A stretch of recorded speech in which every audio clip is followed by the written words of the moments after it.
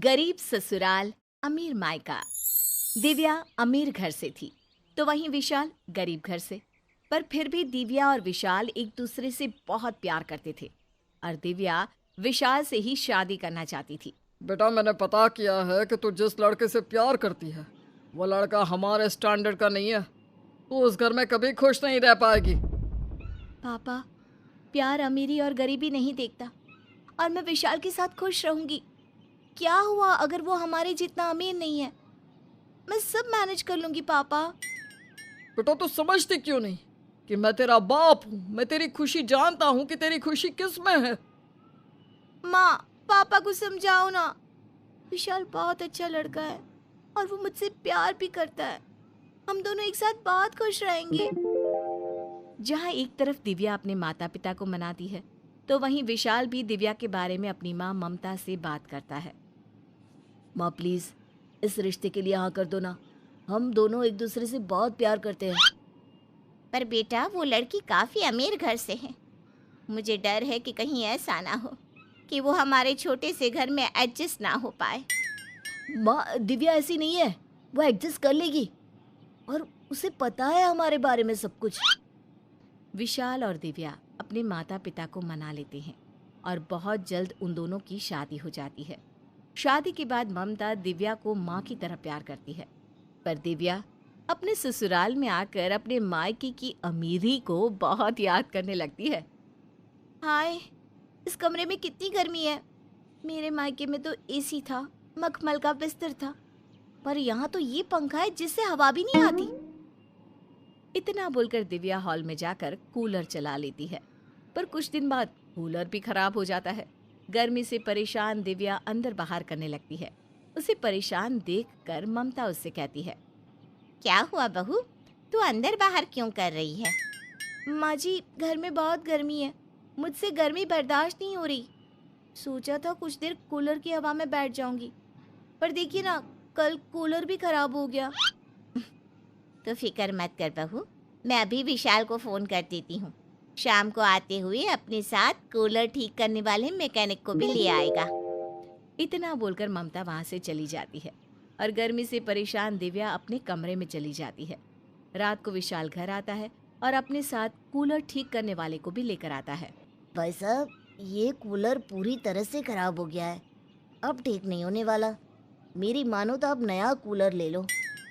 बेटा, कूलर वाला बिल्कुल सही कह रहा है। वैसे भी ये कूलर काफ़ी पुराना था और बहू को गर्मी में रहने की आदत नहीं है।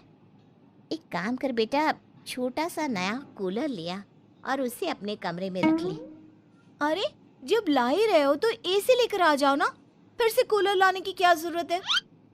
बहू, एसी काफ़ी महंगा आता है और वो बिल भी काफ़ी खींचता है, और घर में विशाल के अलावा और कोई कमाने वाला भी तो नहीं है।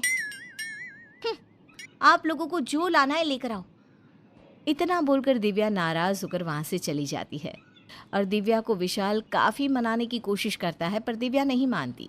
इसी तरह से कुछ दिन बीत जाते हैं और देखते ही देखते ठंड आ जाती है। हाय, कितनी ठंड हो रही है। माँ जी का क्या है, वो तो गली में आग जलाकर बैठ जाती हैं। एक बार भी मेरे बारे में नहीं सोचती कि बहू घर में ठंड से ठिठुर रही होगी। आने तो विशाल को, आज उनसे कहूंगी कि हीटर लेकर आए। एसी नहीं लेकर आए तो क्या हीटर तो लाना ही पड़ेगा उनको। इस तरह से दिव्या विशाल के आने का इंतजार करने लगती है, पर इसी बीच ममता दिव्या को चाय बनाने के लिए कह देती है। सही कहा था मेरे पिता ने, मुझे इस गरीब घर की बहू बनना ही नहीं चाहिए था। कभी कभी तो ऐसा लगता है कि जैसे मैं इस घर की बहू नहीं, नौकरानी हूँ। इस तरह से दिव्या गुस्से में जाकर चाय बनाती है और अपनी सास को देकर एक बार फिर रजाई में घुस जाती है। रात को जब विशाल आता है तो वो विशाल से हीटर लाने की जिद करती है। देखो विशाल, गर्मी तो मैंने जैसे तैसे काट ली, पर मुझसे ये सर्दी नहीं कट रही। चुपचाप से हीटर लेकर आ जाओ, चाहे जितना भी बिल आए। दिव्या, जहाँ तुम इतने दिन रुके वहाँ कुछ दिन और रुक जाओ। सैलरी मिलते ही हीटर ले आऊँगा। ये सुनकर दिव्या बहुत खुश होती है और अपनी सारी नाराजगी खत्म कर देती है। बहुत जल्दी दिव्या के घर में हीटर आ जाता है। अब दिव्या अपने कमरे में हीटर जलाकर बैठी रहती। बहू, शाम होने को है, बर्तन धोने हैं, खाना बनाना है, विशाल भी आता ही होगा। माँ जी, इतनी ठंड में मुझसे बर्तन नहीं धोए जाएंगी, आप किचन में भी गीजर लगवा लो। दिव्या की ये बात सुनकर ममता खुद किचन में जाकर काम करने लगती है। रात को जब विशाल आता है और वो दिव्या को कमरे में आराम करता हुआ देखता है तो उसे बहुत बुरा लगता है। दिव्या, तुम यहाँ हीटर चलाकर कमरे में आराम कर रही हो और वहाँ इतनी ठंड में मेरी बीमार माँ ठंडे पानी में काम कर रही है। अगर तुम्हें इतना ही बुरा लग रहा है तो किचन में गीजर क्यों नहीं लगवा लेती? मेरे मायके में मैं कोई काम नहीं करती थी, पर यहाँ आकर मुझे घर के सारे काम करने पड़ रहे हैं। मैं इस घर की नौकरानी नहीं हूँ। अगर तुम्हें अपनी माँ के लिए इतना ही बुरा लग रहा है तो रख लो एक नौकरानी।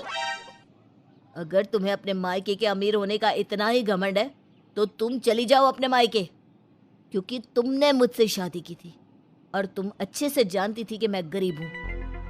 अगर मुझे पता होता कि तुम इतने ज्यादा गरीब हो कि मेरी एक ख्वाहिश भी पूरी नहीं कर सकती तो मैं तुमसे कभी शादी नहीं करती। अरे गलती हो गई मुझसे जो मैंने तुमसे शादी कर ली। अगर तुमसे इतनी बड़ी गलती हो ही गई है तो तुम अपनी इस गलती को सुधार लो और अपने मायके चली जाओ, क्योंकि हम गरीब लोग तुम्हारी और ख्वाहिश पूरी नहीं कर सकते। दिव्या अपनी अमीरी का धौंस दिखाकर अपने मायके चली जाती है। दिव्या के माता पिता जब दिव्या को देखते हैं तो दोनों काफी डर जाते हैं। दिव्या बेटा, तू अचानक वो भी अपने सामान के साथ, दामाद जी ने तुझे घर से निकाल दिया क्या? पापा, वो गरीब लोग मुझे क्या घर से निकालेंगे? मैं खुद उनका घर छोड़कर आई हूँ। अब मुझे नहीं जाना उस घर में। मैं उन गरीब लोगों के साथ और एडजस्ट नहीं कर सकती। आपको पता है पापा, मैं वहाँ कैसे एडजस्टमेंट कर रही थी, उस घर में कुछ भी नहीं है। बेटा, तू जानती थी ना कि विशाल गरीब है, पर फिर भी तूने उससे शादी की, हमारे लाख समझाने पर भी। इसलिए अब तुझे अपने ससुराल तो जाना ही होगा। वैसे भी लड़की का असली घर उसका मायका नहीं बल्कि उसका ससुराल होता है। मायका चाहे कितना ही अमीर क्यों ना हो, पर वो ससुराल की बराबरी नहीं कर सकता। पापा देखो ना, माँ क्या कह रही है। मैं उस गरीब खाने में नहीं जा सकती। मुझे यहाँ के आराम की आदत है। मुझे बहुत याद आती है आप लोगों की और घर की। तुम्हारी माँ बिल्कुल सही कह रही है। दिव्या बेटा, अब तुम पराई हो चुकी हो। तुम मेहमान बनकर हमारे घर आ सकती हो, पर जिंदगी भर के लिए नहीं। और मैं तुम्हें एक और राय दूंगा, तुम अपने घर वालों की आर्थिक स्थिति का इस तरह से मजाक ना बनाकर उनके साथ खड़ी हो जाओ। तुम्हारी सारी ख्वाहिशें पूरी हो जाएंगी। दिव्या को अपने माता पिता की बात समझ में आ जाती है और उसे अपनी गलती का भी एहसास हो जाता है, जिसके बाद दिव्या अपने ससुराल वापस चली जाती है। विशाल, मुझे माफ़ कर दो। मैंने तुम्हारी मजबूरी ना समझी और अपने अमीर मायके का धौंस तुम पर दिखाती रही, पर अब मैंने सोच लिया है मैं तुम्हारी मदद करूँगी। अब से मैं भी नौकरी करूँगी। इस तरह से दिव्या अपनी गलती की माफ़ी अपने ससुराल वालों से मांगती है। दिव्या के ससुराल वाले उसे माफ़ कर देते हैं, जिसके बाद वो छोटी सी नौकरी करने लग जाती है और अपने घर की आर्थिक स्थिति को बेहतर करने में अपना सहयोग देती है।